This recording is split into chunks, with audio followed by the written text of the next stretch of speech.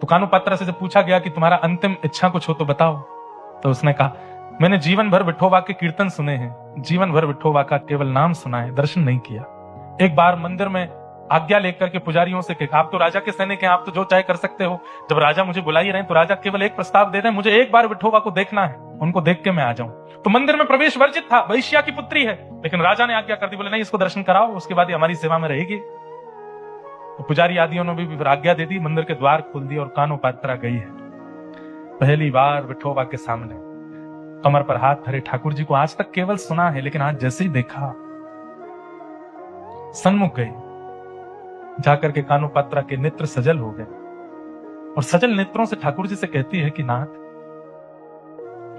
मैं आपकी हो चुकी हूं, बचपन से मैंने आपको अपना मान लिया है,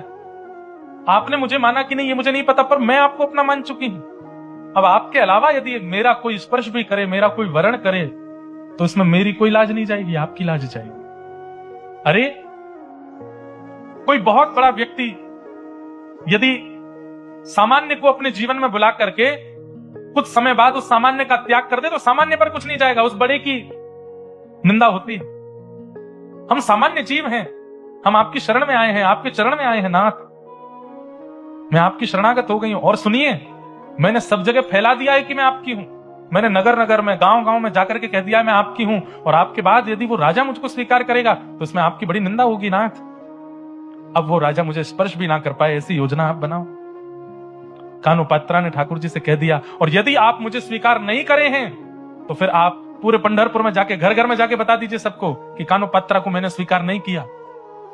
लेकिन नाथ, उसमें आपको बहुत श्रम होगा,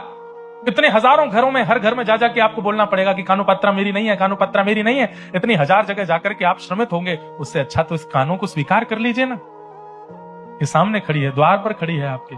हाथों में हथकड़ियां, पैरों में बेड़ियां, सैनिक तलवार लेकर के खड़े हैं। कानुपात्रा हाथ जोड़ करके ठाकुर जी से कह रही है कि नाथ,